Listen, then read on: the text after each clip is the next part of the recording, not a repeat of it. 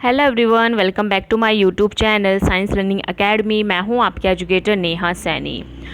आज का टॉपिक है आपका carbon cycle. Okay, carbon cycle आज हम डिस्कस करेंगे। क्लास 9th का टॉपिक है ये, और इसमें हम नेचुरल रिसोर्सेज में बायोजियोकेमिकल साइकिल्स डिस्कस कर रहे हैं। ओके, इसमें जो आपकी साइकिल है वाटर साइकिल, वो हम डिस्कस कर चुके हैं कम्प्लीटली। ठीक है, आप उसकी वीडियो देख सकते हैं। पूरा कोर्स पढ़ा हुआ है क्लास 9th का।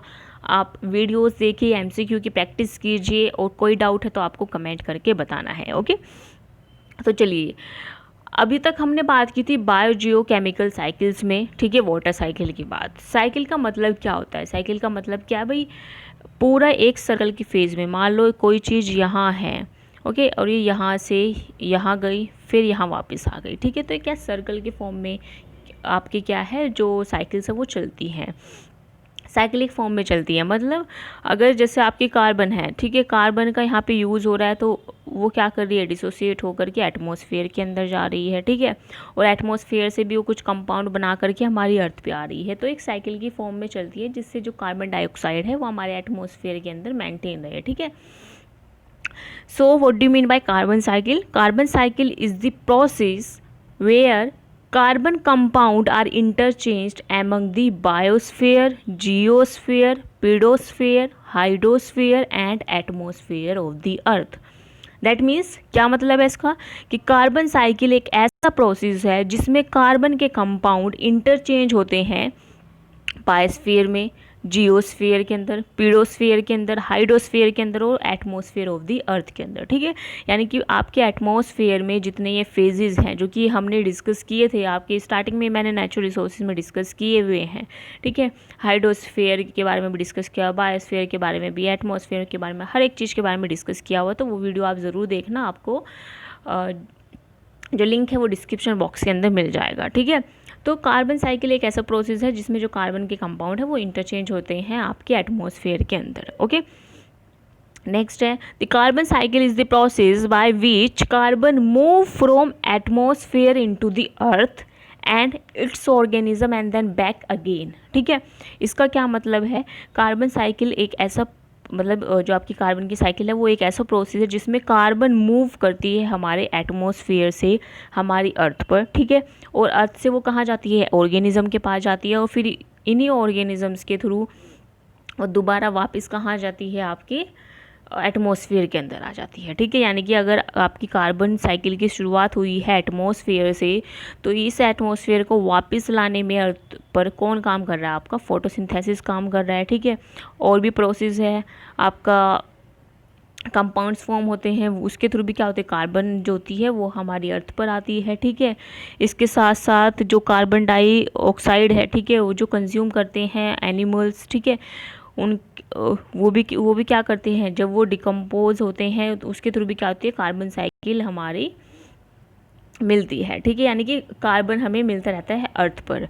तो चलिए अब जिसके स्टेप्स देख लेते हैं कि किस किस के थ्रू क्या होता है, हमारी जो कार्बन है वो इंटरचेंज होती है एटमॉस्फेयर और अर्थ के बीच में, और अर्थ से क्या करती है, वो जो ऑर्गेनिजम्स वहाँ पे है वो उन तक पहुँचती है। ठीक है, तो पहला प्रोसेस है फोटोसिंथेसिस। फोटोसिंथेसिस एक ऐसा प्रोसेस है जिसमें प्लांट्स फॉर्म करते हैं फूड को bye absorbing the atmospheric carbon in the form of carbon dioxide. ठीक है, यानी कि एब्जॉर्व करके कार्बन डाइऑक्साइड को और रिलीज़ करते हैं ऑक्सीजन गैस को। ठीक है, देखो बेसिकली जो फोटोसिंथेसिस है ये क्या होता है? एक प्रोसेस होता है जिसमें प्लांट्स क्या करते हैं? खुद के लिए खाना बनाते हैं। ठीक है, इसकी आपने रिएक्शन भी पढ़ी होगी, किसी को याद है? कार्बन डाइऑक्साइड की रिएक्शन क्या होती है, मतलब फोटोसिंथेसिस की रिएक्शन क्या होती है?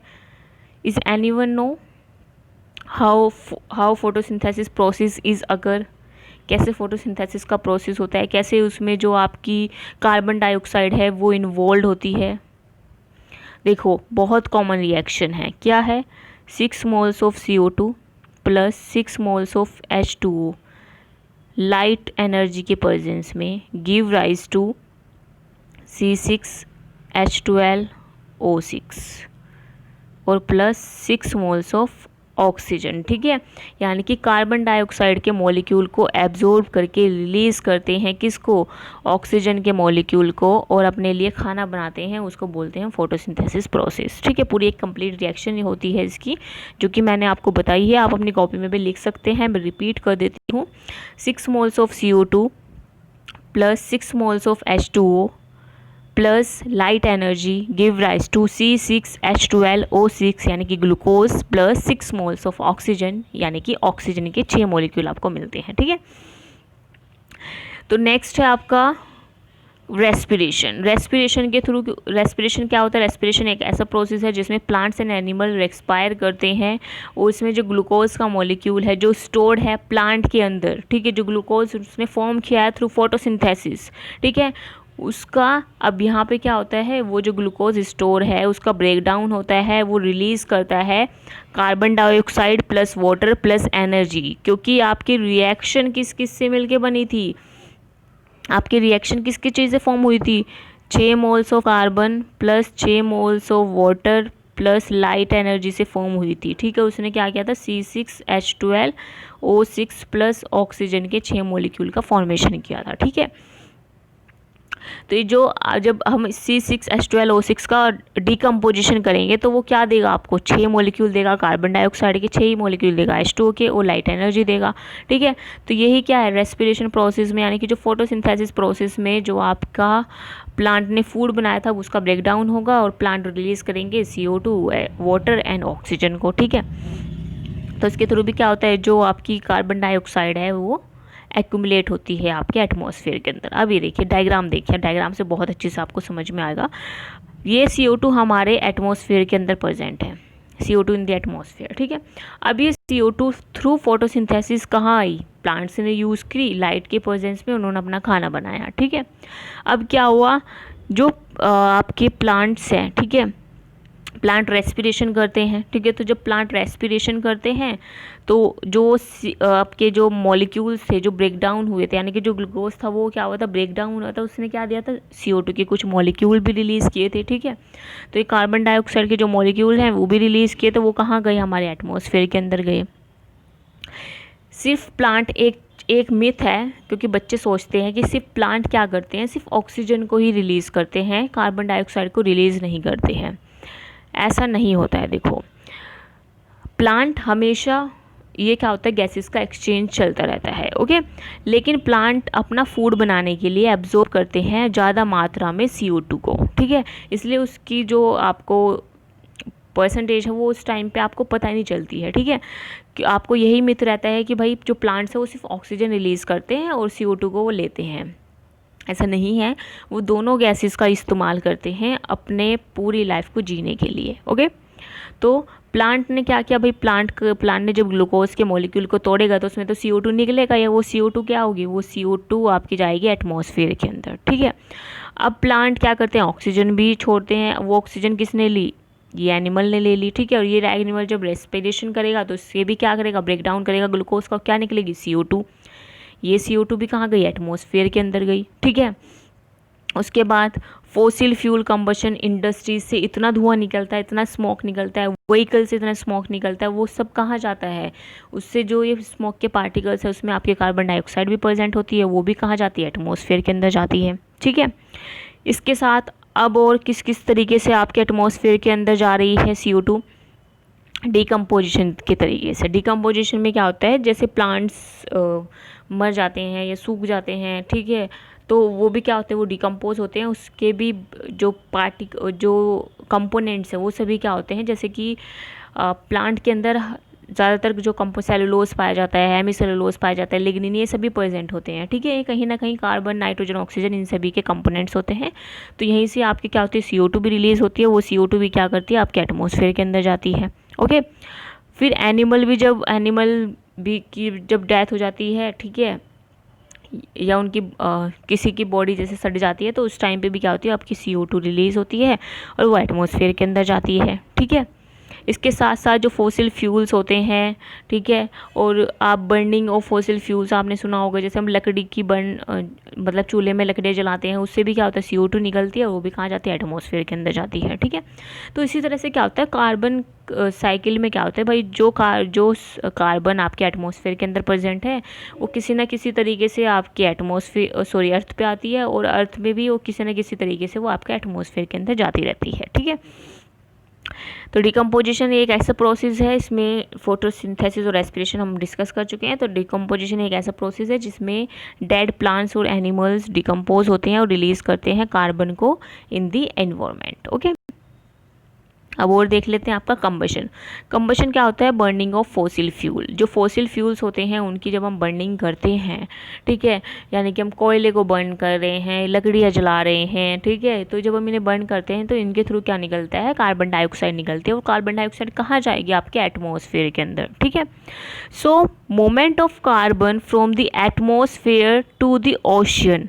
अब क्या होता है, कई जगह पे जो मोमेंट होता है कार्बन का एटमॉस्फेयर से ओशियन के अंदर भी होता है, क्योंकि जब आपके एटमॉस्फेयर से कार्बन डाइऑक्साइड धरती पे आ रही है, तो धरती पे तो आपके हर एक एरिया है, बायोस्फीयर भी है, हाइड्रोस्फीयर भी है, जियोस्फीयर भी है, हर एक एरिया है, तो हर एक एरिया के अंदर कार्बन एक्यूमुलेट तो होगी ही ना, ठीक है।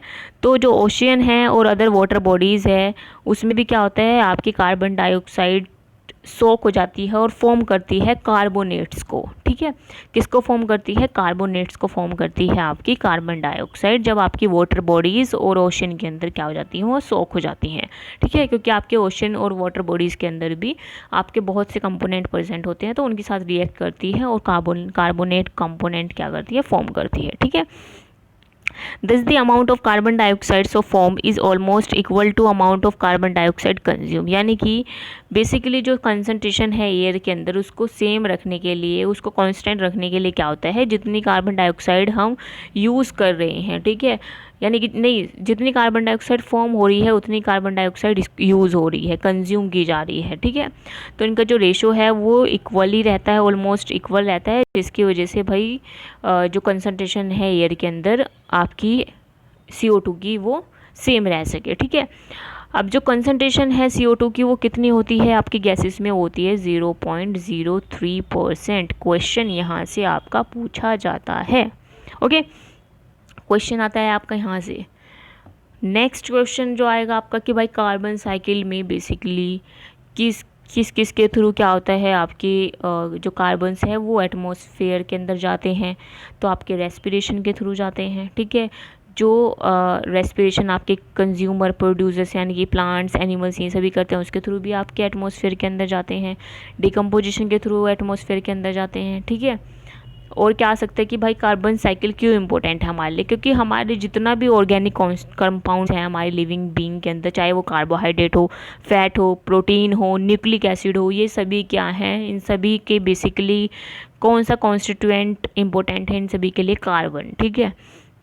आपका carbohydrate, fat, protein, nucleic acid, इन सभी के लिए कार्बन बहुत इंपॉर्टेंट है। तो कार्बन साइकिल हमारी लाइफ के लिए बहुत ज़्यादा इंपॉर्टेंट होती है, तो इसलिए इसका जो बैलेंस है हमारे एटमॉस्फेयर के अंदर वो रहना ज़रूरी है, ठीक है। तो ये था आपका एक छोटा सा वीडियो जिसमें आज हमने डिस्कस किया what is carbon cycle, and आपका जो कोर्स है क्लास 9th का वो ऑलमोस्ट कंप्लीट ही होने वाला है, ओके। सो फिर मिलते हैं नेक्स्ट क्लास में, और स्टडी विद मी के सेशंस भी हमारे चल रहे हैं, ठीक है। तो उसमें 2:30 का टाइम मैंने रखा हुआ है, तो आप वहाँ पे भी आके अपने डाउट्स 45 मिनट के अंदर आप अपने डाउट्स मुझसे पूछिए, फिर लास्ट के 5 to 10 मिनट में आपको आपके डाउट क्लियर कर दूँगी, ठीक है। और अगर वीडियो पसंद आई है, लेसन्स पसंद आ रहे हैं, तो भाई लाइक कीजिए, सब्सक्राइब कीजिए और शेयर कीजिए और लोगों तक, जिससे और लोग भी इनका बेनिफिट ले सकें, ठीक है। So bye bye everyone, thanks for joining.